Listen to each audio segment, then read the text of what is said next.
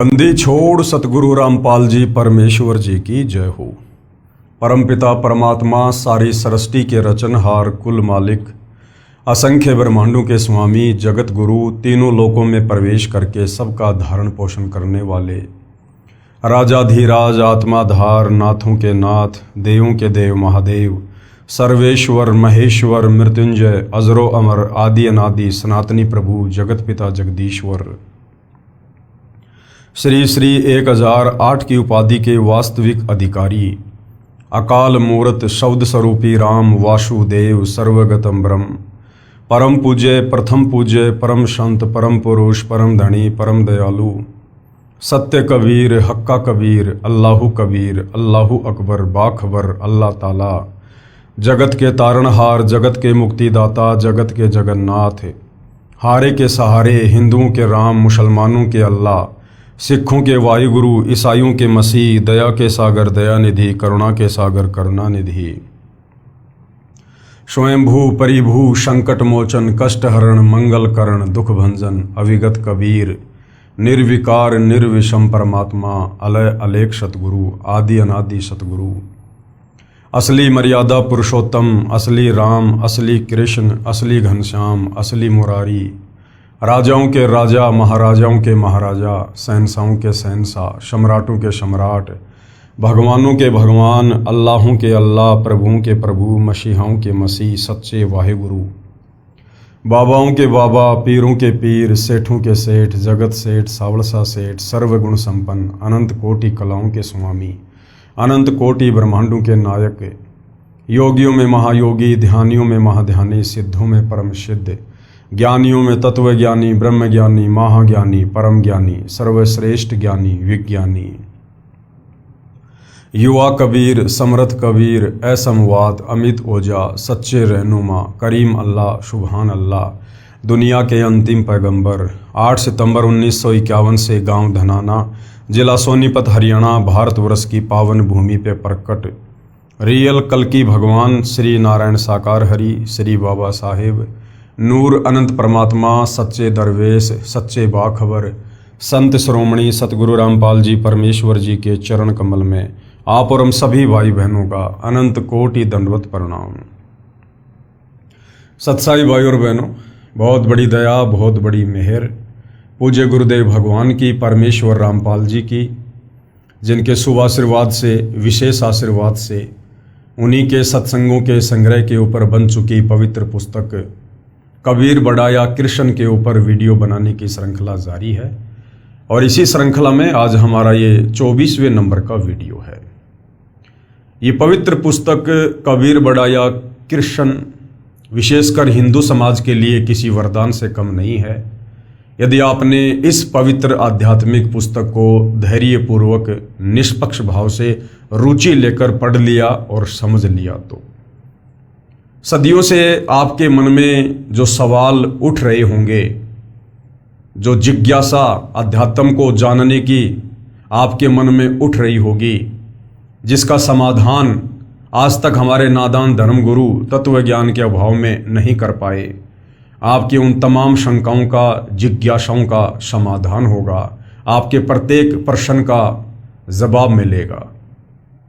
क्योंकि ये पवित्र पुस्तक चारों वेद पवित्र गीता जी और पुराणों के ज्ञान से मिश्रित है, यानी तमाम हिंदू सदग्रंथों का सार निकालकर निष्कर्ष निकालकर परम पूज्य परमेश्वर सतगुरु रामपाल जी ने इस पवित्र पुस्तक कबीर बढ़ाया कृष्ण के अंदर डाल दिया है। यानी आपको बनी बनाई दवा मिल चुकी है। यदि आपको परमात्मा चाहिए, मोक्ष चाहिए, तो आपने इस पवित्र पुस्तक को पढ़ना पड़ेगा। सतगुरु रामपाल जी के द्वारा लिखित पवित्र पुस्तकों को पढ़े बिना, उनके द्वारा किए गए सत्संगों को सुने बिना आप मोक्ष तो छोड़िए, बहुत दूर की बात है, आप अध्यात्म के विषय में कै ख गै से भी परिचित नहीं हो सकते। क्योंकि हमारे जितने भी नादान धर्मगुरु वर्तमान में हैं या पहले थे, तत्व ज्ञान के अभाव में वो इन सदग्रंथों का सार नहीं समझ पाए। उनको केवल एक संस्कृत भाषा का ज्ञान था, लेकिन संस्कृत भाषा का ज्ञान होने मात्र से सदग्रंथ समझ में आ जाएंगे ऐसा कहीं नहीं लिखा हुआ है। हमारे पवित्र सदग्रंथ ये परमात्मा द्वारा बोला गया ज्ञान है, और परमात्मा द्वारा बोला गया ज्ञान सूक्ष्म होता है, कोड वर्ड में होता है, संकेतु में होता है। और इस पवित्र ज्ञान को, इस तत्व ज्ञान को अच्छी प्रकार से भली भांति ठीक ठीक अपने द्वारा रची गई सृष्टि रचना का ज्ञान, सर्व ब्रह्मांडों की रचना का ज्ञान, जीव आत्माओं की उत्पत्ति का ज्ञान, वो परमपिता परमेश्वर जिन्होंने वेदों का ज्ञान बोला है, जो कबीर देव है, कबीर परमेश्वर है, कबीर अग्नि है, वो स्वयं ही इस पृथ्वी पर संत रूप में, सतगुरु रूप में, जगतगुरु रूप में, तत्वदर्शी संत के रूप में प्रकट होकर यथा बताता है। अन्यथा कोई भी प्राणी, कोई भी जीव, वो चाहे आचार्य हो या शंकराचार्य हो, चाहे ब्रह्मा विष्णु महेश हो, इस वास्तविक सत्य ज्ञान के विषय में अन्य लोगों को परिचित नहीं करवा सकता। क्योंकि हिंदू समाज विशेषकर गीता बोलने वाले को सबसे बड़ा भगवान बताता है। हिंदू समाज समझता है कि गीता जी का ज्ञान श्री कृष्ण अर्थात विष्णु जी ने दिया है, जबकि विष्णु जी के पिता काल ब्रह्म ने महाभारत युद्ध के समय श्री कृष्ण जी के शरीर में प्रवेश करके प्रेत की भांति इस ज्ञान को बोला है। यानी वो काल ब्रह्म इस विष्णु से भी बहुत ज्यादा गुणा परम शक्ति है, और वो ब्रह्म भी, वो काल ब्रह्म भी गीता अध्याय 4 श्लोक 34 में कह रहा है कि अर्जुन, मुझे सही प्रकार से ना तो परमात्मा की स्थिति का पता है, ना मुझे सृष्टि रचना का ज्ञान है। अगर तुझे सही सही ज्ञान जानना है तो किसी तत्वदर्शी संत की खोज कर ले। अर्थात गीता ज्ञान देने वाला भी कह रहा है कि मुझे भी कंप्लीट शास्त्रों का ज्ञान नहीं है, कंप्लीट आध्यात्मिक ज्ञान नहीं है, मुझे भी इस संसार की सृष्टि का ज्ञान नहीं है। ऑप्शन छोड़ दिया, किसी तत्वदर्शी संत की शरण में जा। तो भाइयों और बहनों, आज वो तत्वदर्शी संत इस पृथ्वी पर सिर्फ और सिर्फ परम पूज्य सतगुरु रामपाल जी हैं। ये स्वयं पूर्ण ब्रह्म परमेश्वर हैं, कबीर देव हैं। अभी तक आपने इस पवित्र पुस्तक को जितना भी पढ़ा है या जितने भी उनके प्रवचन सुने हैं यूट्यूब पर, भली भांति आपको समझ में आ गया होगा कि ऐसा निर्मल ज्ञान, ऐसा पाक और पवित्र ज्ञान, सर्व धर्म ग्रंथों से प्रमाणित ज्ञान आज तक हमारे नादान धर्म गुरु भी नहीं दे पाए। तो भाइयों और बहनों, यदि परमेश्वर पृथ्वी पर आएंगे, हमें अपना ज्ञान समझाएंगे, तो वे कोई विशेष आडंबर करके नहीं आएंगे। हम इंसानों को समझाने के लिए इंसानों जैसा ही बनकर आएंगे। और इसीलिए आदि शंकराचार्य जी ने गुरु की महत्वता को बताते हुए कहा है कि गुरुर ब्रह्मा गुरुर विष्णु गुरुर्देवो महेश्वर गुरुर साक्षात पूर्ण ब्रह्म तस्मै श्री गुरुवे नमः। यानी गुरु रूप में ही परमात्मा धरती पर प्रकट होते हैं। और वो गुरु पूर्ण है या नहीं है, तत्वदर्शी है या नहीं है, इसकी पहचान भी पवित्र गीता जी अध्याय 15 श्लोक नंबर 1 से 4 में लिखी हुई है कि जो उल्टे लटके हुए संसार रूपी वृक्ष के प्रत्येक भाग को सही सही बता दे कि जड़ कौन परमात्मा है, तना कौन परमात्मा है, डार कौन भगवान है, शाखाएं कौन हैं, पत्ते कौन हैं, टहनियां कौन हैं, उसे तत्वदर्शी संत समझ लेना। तो इस संसार रूपी उल्टे लटके हुए वृक्ष की व्याख्या को जो गीता अध्याय 15 श्लोक 1 से 4 में लिखा हुआ है, सतयुग बीत गया, त्रेता बीत गया, द्वापर बीत गया, ये कलयुग शुरू हो गया, केवल सतगुरु रामपाल जी परमेश्वर जी ने यथा बताया है। तो इससे स्वयं सिद्ध हो जाता है कि गीता जी के अनुसार सर्व सृष्टि रचनहार, सर्व की उत्पत्ति करता पूर्ण ब्रह्म परमेश्वर कबीर देव स्वयं सतगुरु रामपाल जी भगवान हैं। तो ये पवित्र पुस्तक उन्हीं के द्वारा लिखी गई है, यानी उन्हीं के सत्संगों का संग्रह है। और ये पवित्र पुस्तक हमें अध्यात्म के विषय में बहुत कुछ समझा रही है। आज हमारा 24वें नंबर का वीडियो है और जो मुद्दा चल रहा है वो है जनता की अदालत में। और जनता की अदालत में जज खुद जनता है, क्योंकि वर्तमान में जनता शिक्षित है, एजुकेटेड है, अपनी आंखों से धर्मशास्त्रों को देखकर सच्चाई को जान सकती है, निर्णय कर सकती है। मुद्दा क्या चल रहा है? कबीर बढ़ाया Krishna, who is supreme God, सर्वशक्तिमान परमात्मा कौन है। जितने भी हिंदू धर्मगुरु हैं, आचार्य शंकराचार्य हैं, ये दावा कर रहे हैं जनता की अदालत में श्री कृष्ण उर्फ विष्णु की तरफ से उसके वकील बनकर कि यदि कोई पूर्ण परमात्मा है, कोई मोक्षदाता है, अजरो अमर अविनाशी है, तो केवल श्री कृष्ण उर्फ विष्णु जी हैं। दूसरी तरफ कबीर जी के वकील सतगुरु रामपाल जी ने यह क्लियर कर दिया जनता की अदालत में सर्व हिंदू धर्म ग्रंथों को दिखा दिखाकर कि सुप्रीम गॉड कबीर है, और वो कबीर वो कभी नहीं मरता है, वो अविनाशी है, वो किसी मां के गर्भ से जन्म नहीं लेता है। और शिक्षित जनता अपनी आंखों से कि कबीर ही पूर्ण परमात्मा है, अपने ही धर्म ग्रंथों से देख देख कर अब अध्यात्म से परिचित होती जा रही है, और अध्यात्म को और अच्छे से जानने के लिए सतगुरु रामपाल जी से तरह तरह के सवाल कर रही है, और सतगुरु रामपाल जी उनके प्रत्येक सवाल का प्रमाणित जवाब दे रहे हैं। उसी कड़ी में हम आगे बढ़ेंगे। जनता ने सवाल किया था कि श्री कृष्ण जी महाभारत युद्ध के समय अपने भांजे अभिमन्यु को क्यों नहीं बचा पाए, जबकि हमने सुना है कि श्री कृष्ण जी ने तो मोरध्वज के बेटे ताम्रध्वज को आरे से चिरवाकर फिर वापस जीवित कर दिया था।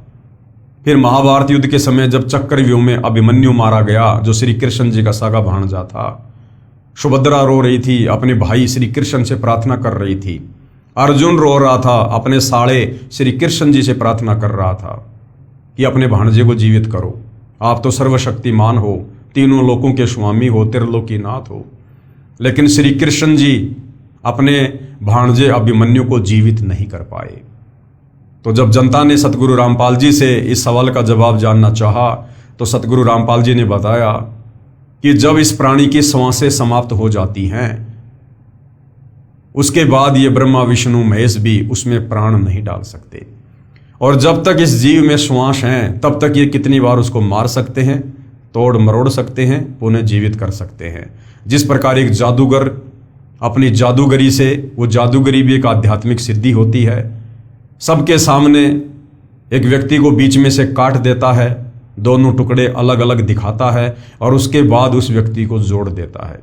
तो श्री कृष्ण जी ने जो किया ताम्रध्वज के साथ, वो एक जादूगरी थी।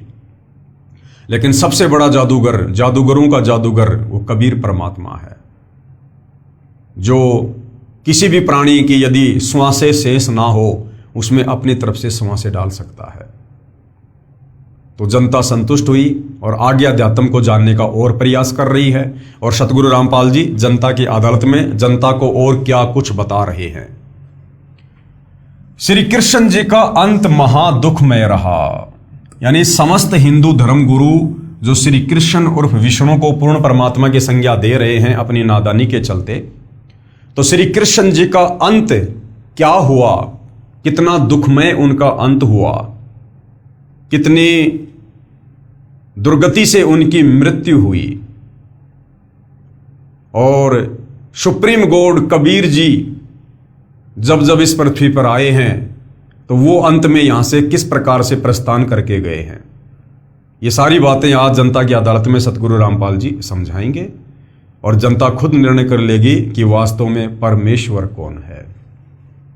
श्री कृष्ण जी का अंत महादुखमय रहा। अंत यानी उनका अंतिम समय, उनके जीवन के अंतिम क्षण कितने दुखमय रहे।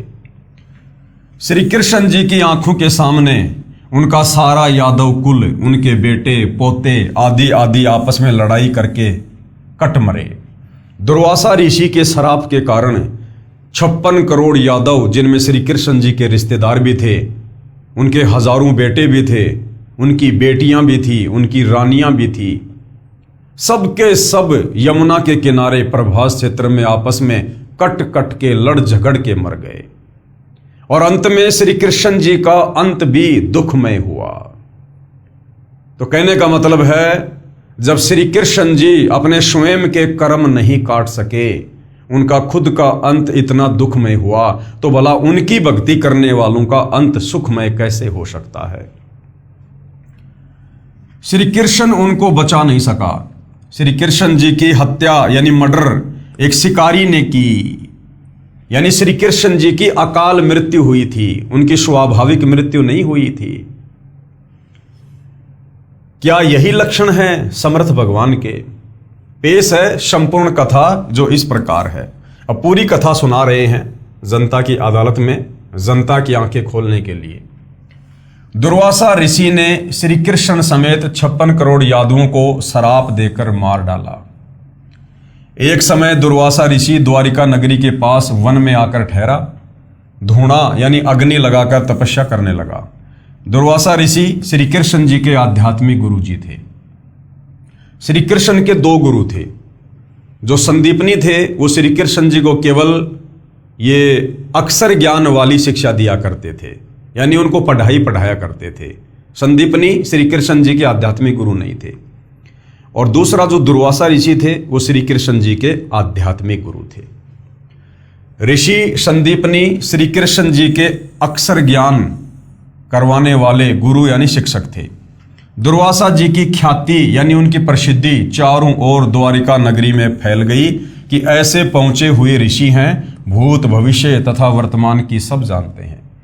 द्वारिका के निवासी श्री कृष्ण से अधिक शक्तिशाली किसी भी ऋषि व देव को नहीं मानते थे, क्योंकि द्वारिका के लोग, विशेषकर यादव समाज के लोग, अभिमानी हो गए थे कि श्री कृष्ण जी ये त्रिलोकी नाथ हैं, हमारे यादव कुल में हैं, भला हमें किसका डर किसका भय। तो वो लोग अभिमानी हो गए थे। उनको अभिमान था कि हमारे साथ श्री कृष्ण है, कोई भी देव ऋषि व साधु हमारा कुछ नहीं बिगाड़ सकता। श्री कृष्ण को सर्वशक्तिमान मान रखा था। द्वारिका के नौजवानों को शरारत सूझी। क्या शरारत सूझी? द्वारिका के नौजवानों को आपस में विचार किया कि साधु लोग ढोंगी होते हैं, इनकी पोल खोलनी चाहिए। चलो दुर्वासा ऋषि की परीक्षा लेते हैं।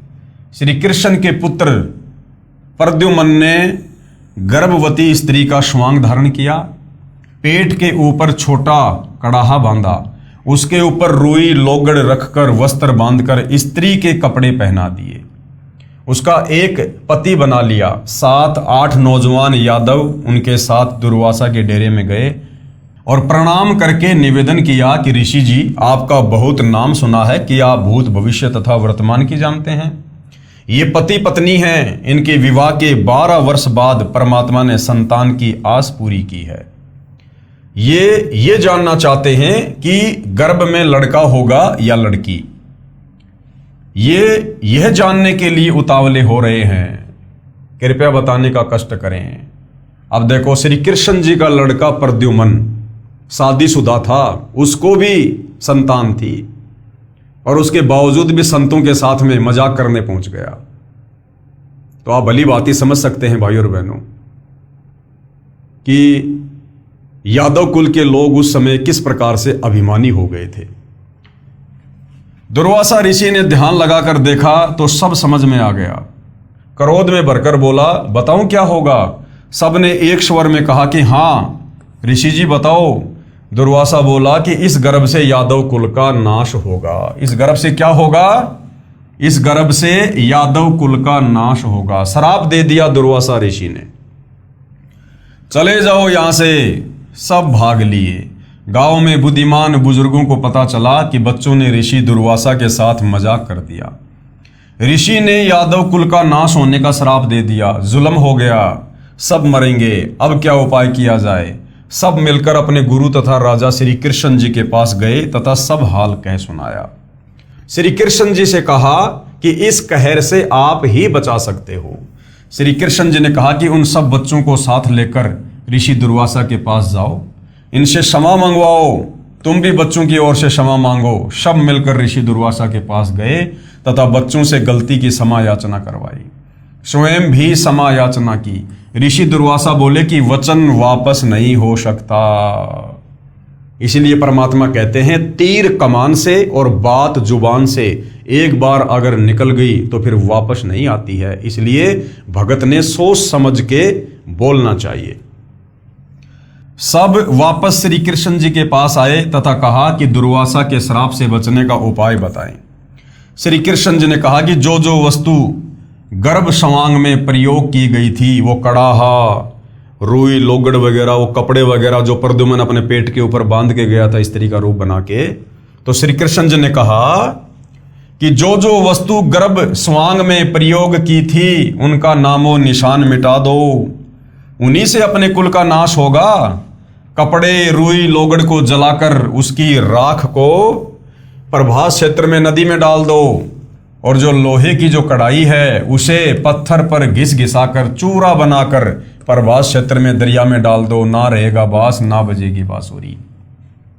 अब जनता की अदालत में सतगुरु रामपाल जी जनता की आंखें खोलना चाहते हैं कि यादव कुल के लोग बड़े विश्वास के साथ जो श्री कृष्ण जी को सर्वशक्तिमान परमात्मा मान चुके थे, वो दुर्वासा ऋषि के श्राप से बचने का उपाय जानने के लिए श्री कृष्ण जी के पास गए।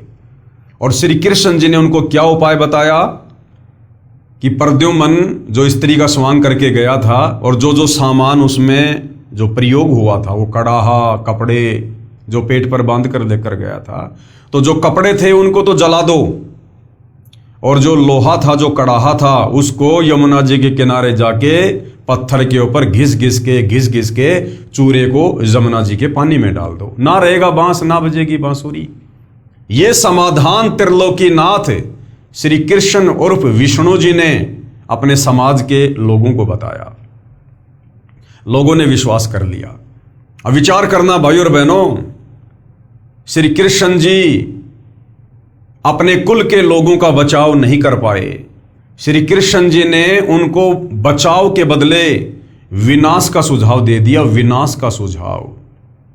क्योंकि जो विधि श्री कृष्ण जी ने बताई, इसी विधि से आगे चलकर 56 करोड़ यादवों का नाश होगा। गए थे श्री कृष्ण जी के पास में उपाय जानने, और श्री कृष्ण जी ने काल प्रेरणा से ऐसा उपाय बता दिया, वो उपाय आगे चलकर 56 करोड़ यादवों के सत्यानाश का कारण बन गया। द्वारिका वासियों ने अपने गुरु श्री कृष्ण जी के आदेश का पालन किया।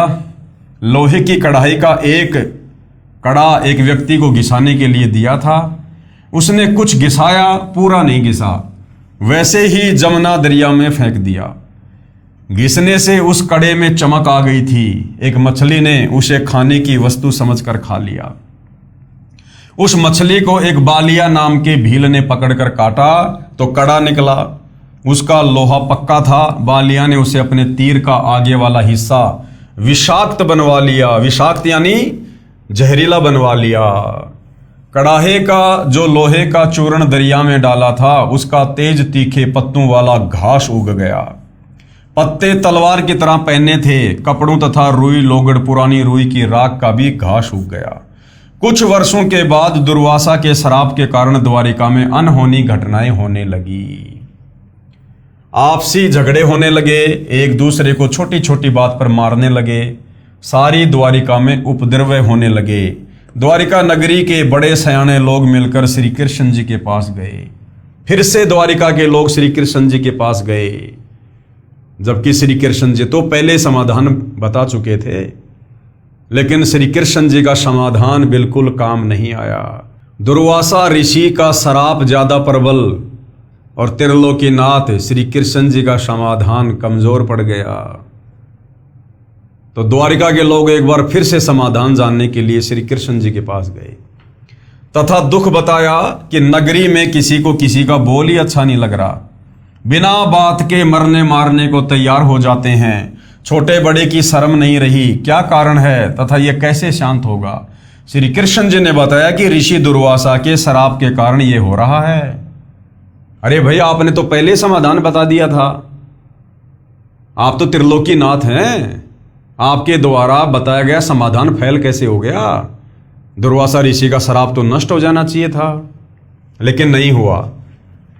फिर से क्या कह रहे हैं श्री कृष्ण जी, इसका समाधान सुनो। दूसरा समाधान बता रहे हैं, नगरी के सभी नर यानी छोटे नवजात लड़के सहित यादव प्रभास क्षेत्र में उसी स्थान पर यमुना नदी में स्नान करो जिस स्थान पर कड़ाही का चूर्ण डाला था।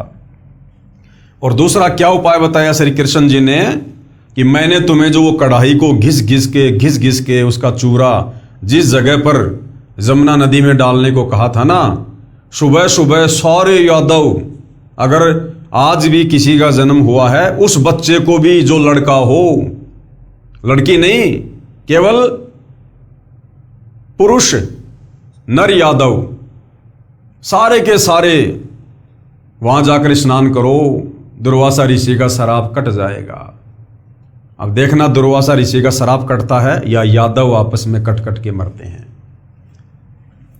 यादव प्रभास क्षेत्र में उसी स्थान पर यमुना नदी में स्नान करो जिस स्थान पर कड़ाई का चूर्ण डाला था।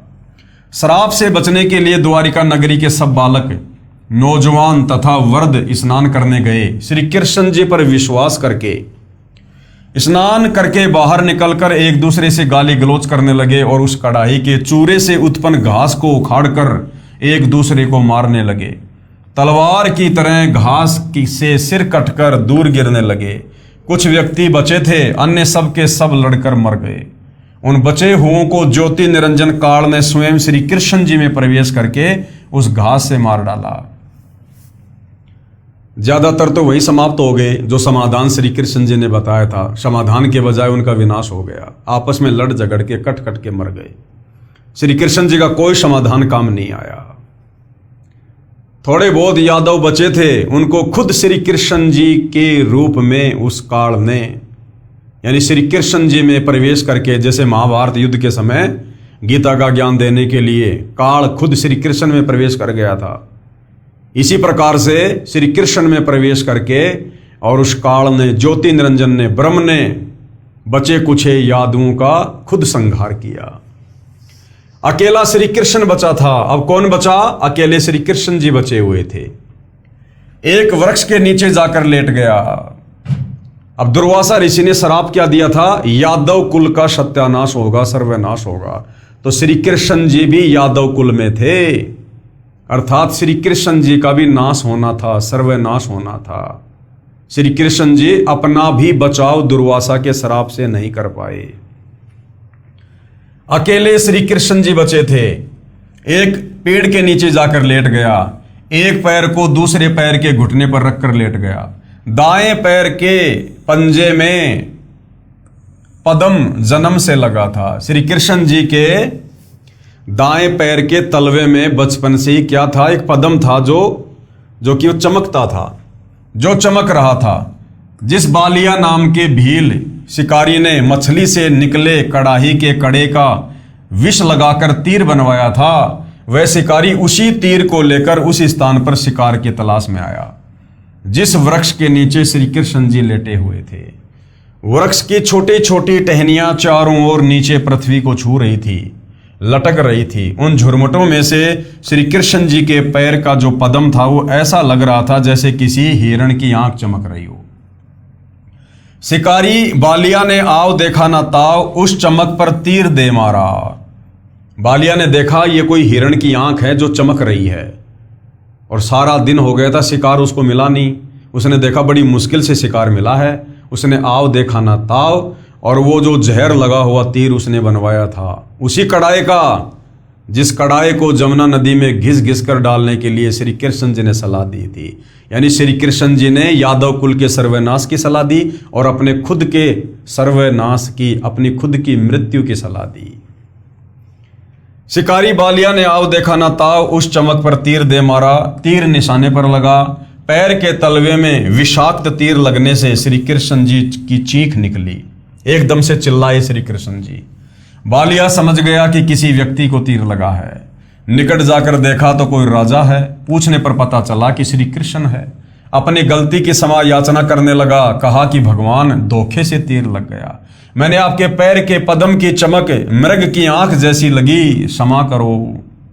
अब श्री कृष्ण जी ने क्या कहा बालिया को? श्री कृष्ण जी ने कहा, बालिया तेरा कोई दोष नहीं है, होनी प्रबल होती है। मैंने तेरा बदला चुकाया है। त्रेता युग में तू किष्किंधा का राजा सुग्रीव का भाई बाली था। मैं अयोध्या में रामचंद्र नाम से राजा दशरथ के घर जन्मा था। उस समय मैंने तेरे को पेड़ की ओट लेकर धोखा करके लड़ाई में मारा था। अब तू मेरा एक काम कर। क्या कहा श्री कृष्ण ने? कि भाई बालिया तेरा कोई दोष नहीं है, मैंने तेरा बदला पूरा कर दिया। तो बालिया ने कहा कि महाराज जी, आपकी और मेरी क्या बराबरी, आपका और मेरा क्या अदला बदला, मैं तो आपको जानता तक नहीं।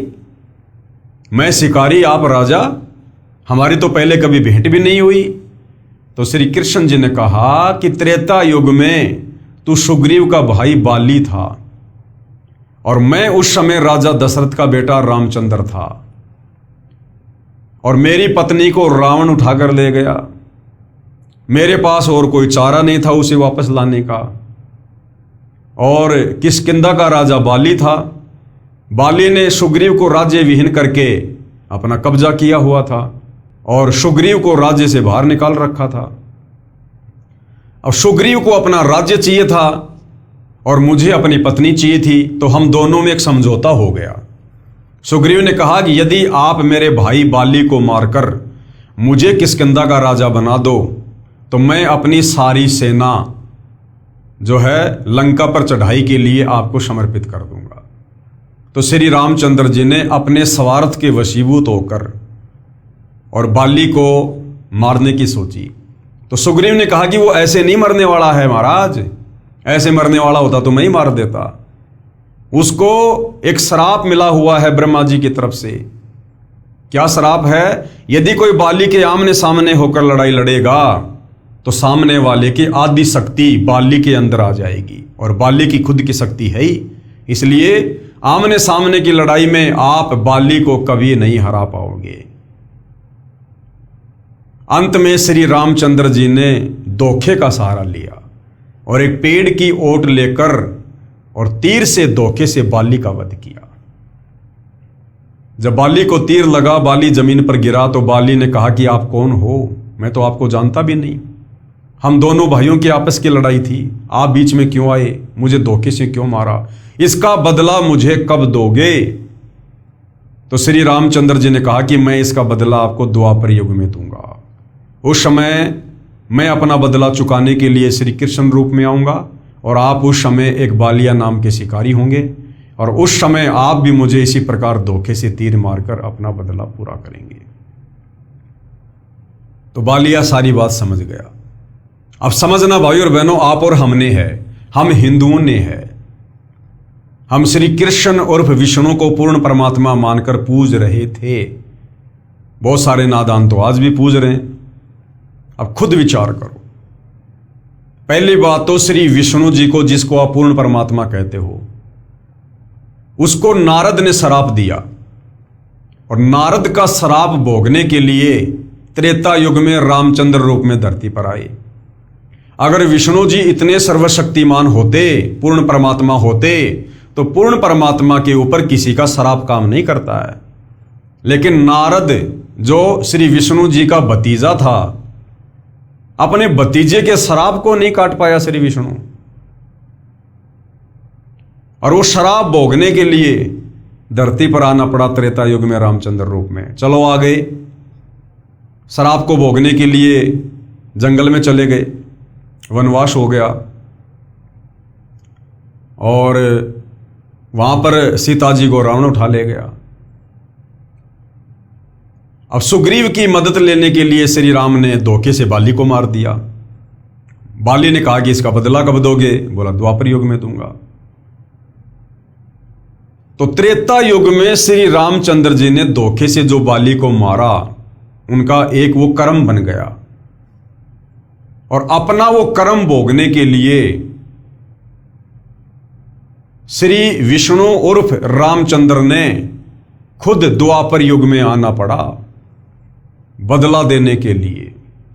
तो विचार करो भाइयों और बहनों, जब श्री रामचंद्र जी अर्थात विष्णु जी अपने खुद के कर्म नहीं काट सके, उस कर्म का जो त्रेता युग में बाली मारा था उसका बदला देने के लिए द्वापर में जन्म लेके आना पड़ा श्री कृष्ण रूप में। तो भला इनकी भक्ति करने से, श्री रामचंद्र जी की भक्ति करने से, श्री कृष्ण जी की भक्ति करने से, विष्णु जी की भक्ति करने से फिर हमारे कर्म कैसे कटेंगे, जब इन भगवानों के खुद के कर्म नहीं कटे? तो यही जनता की अदालत में सतगुरु रामपाल जी नादान जनता को समझाना चाह रहे हैं कि तुम कौन राम का जपते जापम, ताते कटे ना तीनों तापम। ये तुम्हारे भगवान भी, ब्रह्मा विष्णु महेश भी, राम और श्री कृष्ण भी अपने कर्म नहीं काट सके, तो इनकी भक्ति करने से तुम्हारे कर्म कैसे कटेंगे? कर्म काटने वाला एक ही परमात्मा है, कबीर देव। कैसे भी कर्म हो, यदि हम जब वह कबीर परमात्मा धरती पर तत्वदर्शी संत रूप में आता है, यदि उस समय हम उनकी शरण में आ जाएं, उनके बताए अनुसार सत भक्ति करें, मर्यादा में रहें, तो चाहे कैसे भी कर्म हमने पूर्व जन्मों में क्यों ना किए हों, कितने संचित कर्म क्यों ना हो, पहाड़ जैसा ढेर क्यों ना लग रहा हो, वो परमेश्वर अपने सच्चे नाम से, अपने आशीर्वाद से उन सब को जलाकर राख कर देता है। तो जनता की अदालत में सतगुरु रामपाल जी जनता की आंखें खोलने के लिए ये कथा सुना रहे हैं कि आज से पहले तुमने केवल कथा सुनी है, इन नादान धर्म गुरुओं ने इन कथाओं का तुम्हें निष्कर्ष नहीं बताया। तो बालिया ने अपना बदला पूरा किया। उसके बाद श्री कृष्ण जी ने कहा कि अब तू मेरा एक काम कर, द्वारिका में जाकर बता दे कि सब यादव दुर्वासा के श्रापवश आपस में लड़कर मर गए हैं। कुछ समय उपरांत द्वारिका की स्त्रियों की भीड़ लग गई, हाहाकार मच गया। पांडव श्री कृष्ण के रिश्तेदार थे, वे भी आ गए। श्री कृष्ण ने अर्जुन से कहा कि आप सर्व गोपियों यानी यादवों की स्त्रियों को अपने पास ले जाना, या कोई नर यादव नहीं बचा है। अंतिम नर यादव श्री कृष्ण जी थे, उनका भी जहरीला तीर लगने से अंत हुआ। तो अपने रिश्तेदारों को, पांडवों को श्री कृष्ण जी ने कहा कि आप इन तमाम स्त्रियों को दिल्ली ले जाओ, वरना यहां पर ये जंगली लोग इनको परेशान करेंगे, दुखी करेंगे। या कोई नर यादव नहीं बचा है, आसपास के भील इनकी इज्जत खराब करेंगे। और पांडवों से कहा कि तुम अपना राज्य अपने पुत्र को देकर हिमालय में जाकर घोर तप करो और अपने युद्ध में किए पापों का नाश करो। अर्जुन ने पूछा, भगवान एक प्रश्न आज मैं आपसे करूंगा, आप सही उत्तर देना। आप अंतिम श्वास गिन रहे हो, झूठ मत बोलना। श्री कृष्ण जी ने कहा कि प्रश्न कर। अर्जुन बोला, आपने गीता का ज्ञान कुरुक्षेत्र के मैदान में महाभारत युद्ध से पहले सुनाया था। उसमें कहा था कि अर्जुन तू युद्ध कर ले, तुम्हें कोई पाप नहीं लगेंगे, तू निमित्त मात्र बन जा, सब सैनिक मैंने मार रखे हैं, तू युद्ध नहीं करेगा तो भी मैं इन्हें मार दूंगा। जब युधिष्ठिर को भयंकर शोपन आने लगे, आपसे कारण जाना तो आपने बताया था कि युद्ध में किए बंधुघात के पाप के परिणाम स्वरूप कष्ट आया। समाधान यज्ञ करना बताया। उस समय मैं आपसे विवाद नहीं कर सका क्योंकि भाई की जिंदगी का सवाल था। आज फिर आपने वही जख्म हरा कर दिया। इतनी झूठ बोलकर हमारा नाश किस लिए करवाया? कि आप महाभारत युद्ध के समय तो कह रहे थे कि अर्जुन तू लड़ाई कर, युद्ध कर, तुझे कोई पाप नहीं लगेगा, मर गया तो स्वर्ग में सुख भोगेगा, जीत गया तो धरती का सुख भोगेगा। और अब आप कह रहे हो कि तुम पांचों पांडव हिमालय में जाकर राज्य को छोड़कर तप करके मर जाओ। तो भगवान फिर आपने गीता जी का ज्ञान देते समय झूठ क्यों बोला कि तुझे पाप नहीं लगेगा? अब कह रहे हो कि तुम्हें पाप लग गया। तो भाइयों और बहनों, क्योंकि अर्जुन भी यही समझ रहा था कि गीता जी का ज्ञान श्री कृष्ण दे रहा है, जबकि उस समय श्री कृष्ण नहीं था, श्री कृष्ण जी में काल प्रवेश था। अर्जुन ने कहा, कौन से जन्म का बदला लिया है? श्री कृष्ण जी ने कहा, अर्जुन तुम मेरे अजीज हो, यानी तुम मेरे प्रिय हो, होनहार बलवान होती है। गीता में क्या कहा उसका मुझे कोई ज्ञान नहीं, आप मेरी आज्ञा का पालन करो। यह कहकर श्री कृष्ण जी मर गए। पांचों पांडवों व साथ गए नौकरों ने मिलकर सब यादवों का अंतिम संस्कार किया। कुछ के शव दरिया में प्रवाह कर दिए। श्री कृष्ण ने कहा था कि मेरे शरीर को जलाकर बची हुई अस्थियां व राख को एक लकड़ी के संदूक यानी बॉक्स में डालकर दरिया में बहा देना। पांडवों ने वैसा ही किया। वो संदूक समुद्र में चला गया, फिर उड़ीसा प्रांत के अंदर जगन्नाथपुरी के पास बहता हुआ चला गया। उड़ीसा के राजा इंद्रदमन को स्वप्न में श्री कृष्ण ने दर्शन देकर कहा कि एक संदूक समुद्र में इस स्थान पर है, उसमें मेरे शरीर की अस्थियां तथा राख हैं, उसको निकालकर उसी किनारे पर उन अस्थियों हड्डियों को जमीन में दबाकर उस पर एक सुंदर मंदिर बनवा दे। ऐसा किया गया, जो जगन्नाथ नाम से मंदिर प्रसिद्ध है। सब यादवों का अंतिम संस्कार करके 4 पांडव पहले ही चले गए। अर्जुन को गोपियों को लेकर आने को छोड़ गए। अर्जुन के पास वही गांडीव धनुष था जिससे लड़ाई करके महाभारत में जीत प्राप्त की थी। अर्जुन द्वारिका की सर्व स्त्रियों को बैलगाड़ियों में बैठाकर इंद्रप्रस्थ यानी दिल्ली के लिए चल पड़ा। रास्ते में भीलों ने अर्जुन को घेर लिया। अर्जुन को पीटा, गोपियों को लूटा, कुछ स्त्रियों को भी भील उठा ले गए। अर्जुन कुछ नहीं कर सका, धनुष उठा भी नहीं सका। तब अर्जुन ने कहा था कि श्री कृष्ण नाश करना था, युद्ध में पाप करवाने के लिए तो बल दे दिया, लाखों योद्धा इसी गांडीव धनुष से मार गिराए, कोई मेरे सामने टिकने वाला नहीं था। आज वही अर्जुन है, वही धनुष है, मैं खड़ा खड़ा कांप रहा हूं। श्री कृष्ण जालिम था, धोखेबाज था, अर्जुन कह रहा है मनी मन में। कबीर परमेश्वर जी हमें समझाते हैं कि ये जुल्म श्री कृष्ण ने नहीं किया। अब जनता की अदालत में सतगुरु रामपाल जी बता रहे हैं कि वो जुल्म श्री कृष्ण ने नहीं किया, वो जुल्म श्री कृष्ण जी के शरीर में प्रवेश करके इस काल ने किया। ज्योति निरंजन यानी काल ब्रह्म ने किया है। श्री कृष्ण का जीवन देख लो। श्री कृष्ण अपने कुल को मथुरा से लेकर जान बचाकर द्वारिका आया। द्वारिका में उनकी आंखों के सामने सब यादव कुल नष्ट हो गया।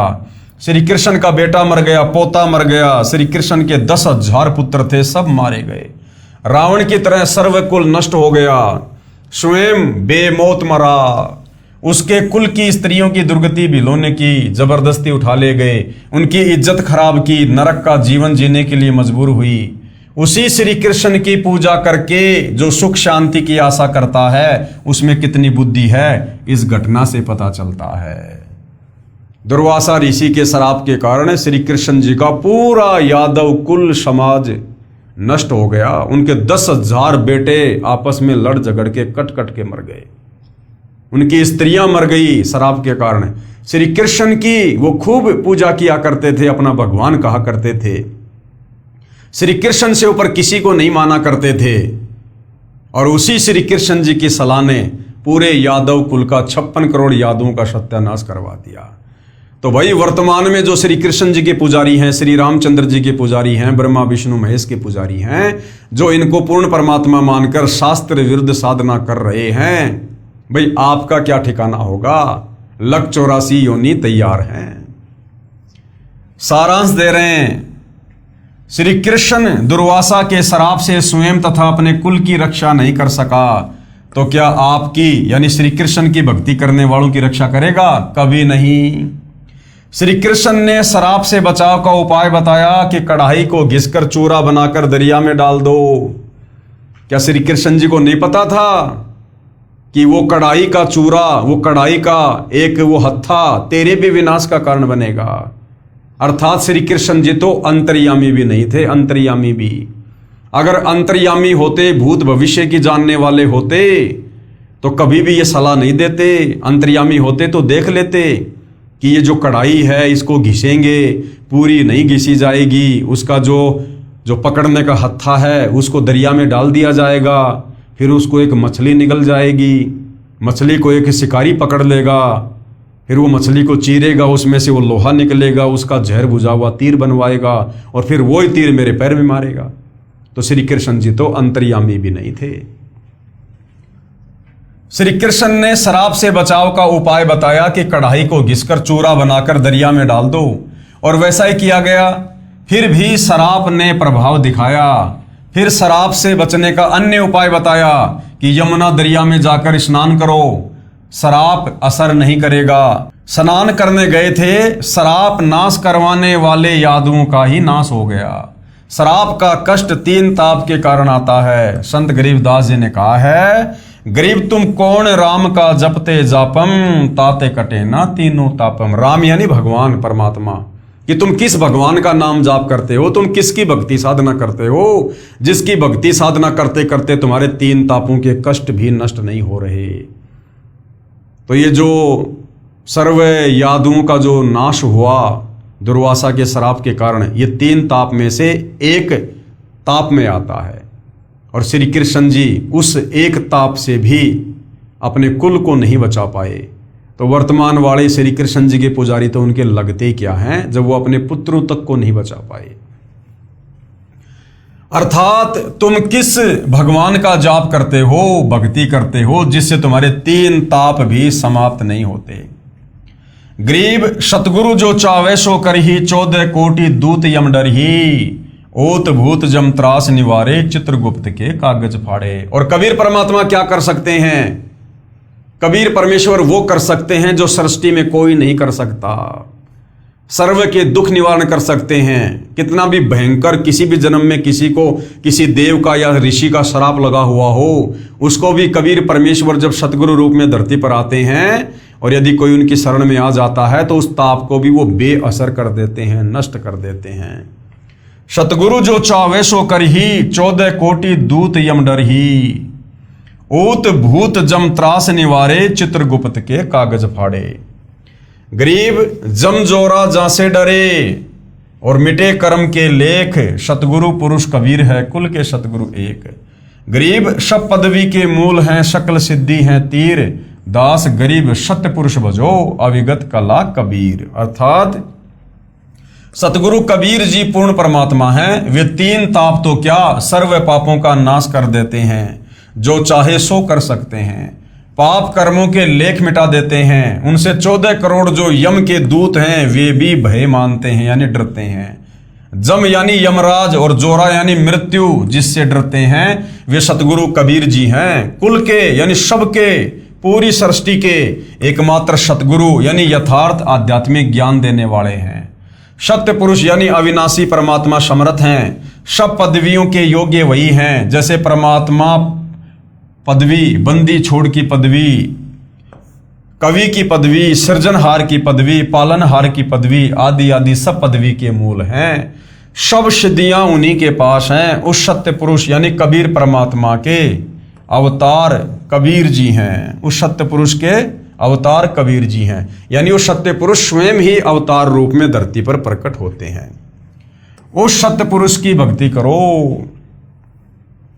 गरीब हम सुल्तानी नानक तारे, दादू को उपदेश दिया और जाति जुलाहा भेद न पाया, काशी माए कबीर हुआ। अर्थात संत गरीबदास जी ने स्पष्ट किया है कि कबीर कौन है।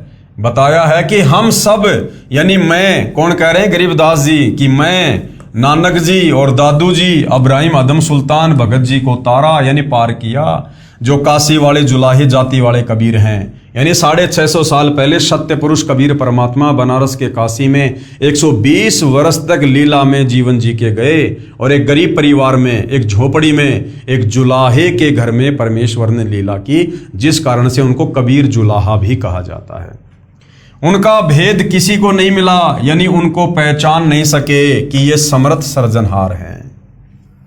संत गरीबदास जी ने निष्कर्ष निकाला है कि गरीब दुर्वासा कोपे तहां, यानी दुर्वासा जब क्रोधित हुआ, शराप दे दिया उसने क्रोध में अंधा होके।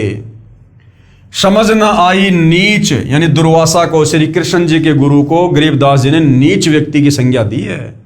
यानी ऐसा तो आम व्यक्ति भी नहीं करता। क्या हुआ यदि बच्चों ने कोई गलती कर दी, मजाक कर दिया, तो इतना भयंकर शराप दिया जाता है क्या?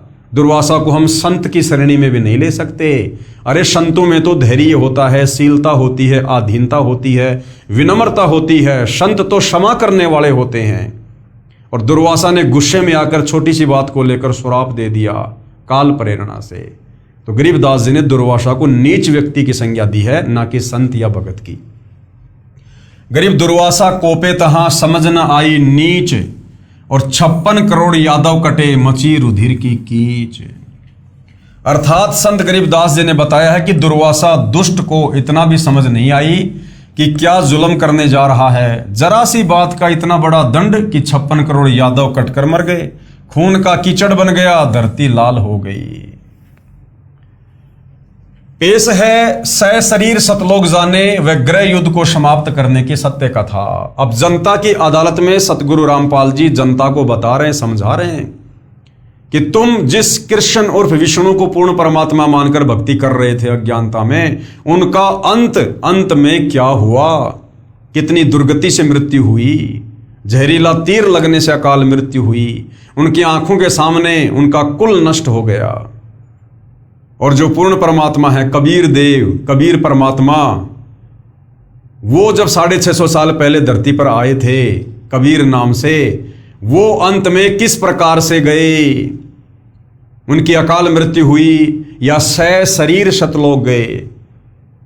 और कितना बड़ा अनर्थ जो उस समय भविष्यवाणी हो रखी थी कि हिंदू मुसलमानों का गृह युद्ध होगा, कबीर परमेश्वर ने अपने वचन से, अपनी शक्ति से उस गृह युद्ध को समाप्त कर दिया। लेकिन श्री कृष्ण जी दुर्वासा ऋषि के श्राप से 56 करोड़ यादवों का बचाव नहीं कर पाए। पेश है सह शरीर सतलोक जाने व गृह युद्ध को समाप्त करने की सत्य कथा। प्रभु कबीर जी का मगर से सह शरीर सतलोक गमन तथा सूखी नदी में नीर बहाना। धर्म गुरुओं द्वारा भ्रम फैला रखा था कि जो काशी यानी बनारस शहर में प्राण त्यागता है वह स्वर्ग जाता है, तथा जो मगहर नगर में प्राण त्यागता है वो गधा बनता है, नरक में जाता है। इस भ्रम को तोड़ने के लिए कि जो मगहर में मरता है वह गधा बनता है और काशी में मरने वाला स्वर्ग जाता है, बंदी छोड़ कहते थे कि सही विधि से भक्ति करने वाला प्राणी चाहे वह कहीं पर भी प्राण त्याग दे, वो अपने सही स्थान पर जाएगा। उन अज्ञानियों का भ्रम निवारण करने के लिए कबीर साहिब ने कहा कि मैं मगहर में मरूंगा और सभी ज्योतिषी वाले देख लेना कि मैं कहां जाऊंगा, नरक में जाऊंगा या स्वर्ग से भी ऊपर सतलोक में जाऊंगा। कबीर साहिब ने काशी से मगहर के लिए प्रस्थान किया। बीर सिंह बघेला और बिजली खान पठान ये दोनों ही सतगुरु के शिष्य थे। बीर सिंह ने अपनी सेना साथ ले ली कि कबीर साहिब वहां पर अपना शरीर छोड़ेंगे, उस शरीर को लेकर हम काशी में हिंदू रीति से अंतिम संस्कार करेंगे। यदि मुसलमान नहीं मानेंगे तो लड़ाई करके सबको लाएंगे, क्योंकि मगहर का जो नरेश था, नवाब था, वो बिजली खान पठान था, मुसलमान था, वो भी कबीर जी का शिष्य था। और काशी नरेश बीर सिंह बघेला भी कबीर जी का शिष्य था। तो कबीर जी ने निर्णय किया पाखंड को समाप्त करने के लिए कि मैं मगहर में शरीर छोड़ूंगा। तो बीर सिंह बघेल अपनी सेना समेत चल पड़ा कि यदि मगहर का नवाब बिजली खान पठान हमें हमारे पीर, हमारे गुरु का शरीर नहीं लाने देगा तो हम लड़ाई झगड़ा करके लाएंगे। सेना भी साथ ले ली। अब इतनी बुद्धि है हमारी, गुरुदेव भगवान क्या कह रहे हैं कि हम नादानों की केवल इतनी बुद्धि है, हम भगवान को इतना ही समझ पाते हैं। उस समय कोई भी कबीर जी को समझ नहीं पाया था कि पूर्ण परमात्मा है, सह शरीर आते हैं और सह शरीर जाते हैं। कबीर परमेश्वर जी हर रोज शिक्षा दिया करते कि हिंदू मुसलमान दो नहीं है। अंत में फिर वही बुद्धि, उधर से बिजली खान पठान को पता चला कि कबीर साहिब यहां पर आ रहे हैं। बिजली खान पठान ने सतगुरु तथा सर्व आने वाले भक्तों तथा दर्शकों की खाने तथा पीने की सारी व्यवस्था की और कहा कि सेना तुम भी तैयार कर लो, हम अपने पीर कबीर साहिब का यहाँ पर मुसलमान विधि से अंतिम संस्कार करेंगे। कबीर साहिब के मगर पहुंचने के बाद बिजली खान ने कहा कि महाराज जी स्नान करो। कबीर साहिब ने कहा कि मैं बहते पानी में स्नान करूंगा। बिजली खान ने कहा कि सतगुरुदेव यहाँ पर साथ में एक आमी नदी है, वो भगवान शिव के शराब से सूखी पड़ी है, उसमें पानी नहीं है। जैसी व्यवस्था दास से हो पाई है पानी का प्रबंध करवाया है, आपके स्नान के लिए प्रबंध किया है, लेकिन संगत बहुत आ गई, इनके नहाने की तो बात बन नहीं पाएगी। पीने का पानी पर्याप्त मात्रा में बाहर से मंगवा रखा है। कबीर साहिब ने कहा कि वह नदी देखे कहाँ है। उस नदी पर जाकर कबीर साहिब ने हाथ से ऐसे इशारा किया जैसे ट्रैफिक पुलिस का सिपाही रुकी हुई गाड़ियों को जाने का संकेत करता है। वह आमी नदी पानी से पूरी भरकर चल पड़ी। बोलो सतगुरुदेव भगवान की जय हो। ये आमी नदी वहां पर अभी भी विद्वान है। सबने परमेश्वर कबीर जी की जय जयकार की। कबीर साहिब ने कहा कि एक चादर नीचे बिछाओ, एक मैं ऊपर ओढ़ूंगा, क्योंकि वे जानी जान तो थे। कहने लगे कि ये सेना कैसे ला रखी है तुमने। अब बिजली खान पठान और बीर सिंह बघेला आमने सामने खड़े हैं। उन्होंने तो मुंह लटका लिया और बोले नहीं। वे दूसरे हिंदू और मुसलमान बिना नाम वाले बोले, जी हम आपका अंतिम संस्कार अपनी विधि से करेंगे। दूसरे कहते हैं कि हम अपनी विधि से करेंगे, और चढ़ा ली बाहें, उठा ली हथियार तथा कहने लगे कि आ जाओ। कबीर साहिब ने कहा कि नादानो, क्या मैंने यही शिक्षा दी 120 वर्ष तक? इस मिट्टी का तुम क्या करोगे? चाहे फूक दो या गाड़ दो, इससे क्या मिलेगा? तुमने क्या शिक्षा ली मेरे से? सुन लो, यदि झगड़ा कर लिया तो मेरे से बुरा कोई नहीं होगा। वे जानते थे कि ये कबीर साहिब परम शक्ति युक्त हैं, यदि कुछ कह दिया तो बात बिगड़ जाएगी। शांत हो गए, पर मन में यही था कि शरीर छोड़ने दो, हमने तो वही करना है। वे तो जानी जान थे। कौन? कबीर परमात्मा। उस दिन गृह युद्ध शुरू हो जाता, सत्यानाश हो जाता, क्योंकि भविष्यवाणियां पहले हो चुकी थी कि ऐसे ऐसे उस समय भारत में हिंदू मुसलमानों का गृह युद्ध होगा, करोड़ों लोग मारे जाएंगे। यदि साहिब अपनी कृपया नहीं बख्शते, कबीर साहिब ने कहा कि एक काम कर लेना, तुम मेरे शरीर को आधा आधा काट लेना, परंतु लड़ना मत। ये मेरा अंतिम आदेश सुन लो और मानो। इसमें जो वस्तु मिले उसको आधा आधा कर लेना। महीना माघ, शुक्ल पक्ष, तिथि एकादशी, विक्रमी संवत 1575, 1575 सन 1518 को कबीर साहिब ने एक चद्दर नीचे बिछाई और एक ऊपर ओढ़ ली। कुछ फूल कबीर साहिब के नीचे वाली चद्दर पर 2 इंच मोटाई में बिछा दिए। थोड़ी सी देर में आकाशवाणी हुई कि मैं तो जा रहा हूं सतलोक में, स्वर्ग से भी ऊपर। देख लो चद्दर उठाकर, इसमें कोई शव नहीं है। जो वस्तु है वो आधी आधी ले लेना, परंतु लड़ना नहीं। जब चद्दर उठाई तो सुगंधित फूलों का ढेर शव के समान ऊंचा मिला। बोलो सतगुरुदेव भगवान की जय हो। वीर सिंह देव बघेल और बिजली खान पठान एक दूसरे के सीने से लगकर ऐसे रोने लगे जैसे कि बच्चों की मां मर जाती है। फिर तो वहां पर रुदन मच गया। हिंदू और मुसलमानों का प्यार सदा के लिए अटूट बन गया। यानी कबीर परमेश्वर की समर्थता बताई जा रही है जनता की अदालत में जनता को, कि तुम्हारे श्री कृष्ण जी ने मरते मरते भी अपने 56 करोड़ यादों का सत्यानाश करवा दिया। उस विनाश को रोक नहीं सके, दुर्वासा के शराप को नष्ट नहीं कर सके, और खुद की भी दुर्गति से मृत्यु हुई जहरीले तीर से। और कबीर परमात्मा सह शरीर शतलोक गए, उनका शव फूलों में तब्दील हो गया। और भविष्यवाणी के अनुसार उस समय उस दिन हिंदू मुसलमानों का गृह युद्ध होना था, करोड़ों लोग मरने थे। लेकिन कबीर परमेश्वर ने ऐसी लीला की कि आज तक भी मगहर में कभी हिंदू और मुसलमानों का आपस में धर्म को लेकर झगड़ा नहीं हुआ। ऐसा अटूट प्रेम परमात्मा जाते जाते पैदा कर गए। एक दूसरे को सीने से लगाकर हिंदू और मुसलमान रो रहे थे। कहने लगे कि हम समझे नहीं, ये तो वास्तव में अल्लाह आए हुए थे। और ऊपर आकाश में प्रकाश का गोला जा रहा था। बोलो सतगुरुदेव की जय, सत साहिब। तो वहां मगर में दोनों धर्मों हिंदू तथा मुसलमानों ने एक एक चद्दर तथा आधे आधे सुगंधित फूल लेकर 100 फुट के अंतर पर एक एक यादगार भिन्न भिन्न बनाई, जो आज भी विद्यमान है। तथा कुछ फूल लाकर काशी में, जहां कबीर साहिब एक चबूतरे पर बैठकर सत्संग किया करते थे, वहां काशी चौरा नाम से यादगार बनाई। अब वहां पर बहुत बड़ा आश्रम बना हुआ है। मगर में दोनों यादगारों के बीच में एक सांझला द्वार भी है। आपस में कोई भेदभाव वहां हिंदू मुसलमानों का नहीं है। परमेश्वर कबीर जी ने हिंदू मुसलमान का युद्ध टाड़ा नहीं होता तो कत्लेआम हो जाता, गृह युद्ध जैसे हालात हो जाने थे। ये है कबीर जी की समर्थता का अद्वितीय प्रमाण। श्री कृष्ण की हत्या हुई, श्री कृष्ण जी की हत्या हुई, जिसे तुम त्रिलोकीनाथ कहते हो, सुप्रीम गॉड कहते हो। तुम्हारे श्री कृष्ण जी की हत्या हुई। बालिया नाम के शिकारी ने जहरीला तीर मारा और कबीर जी सह शरीर सतलोक गए। कबीर परमेश्वर सह शरीर सौधाम यानी सतलोक गए। इसलिए कबीर बड़ा है या कृष्ण, इसलिए कबीर बड़ा है कृष्ण से।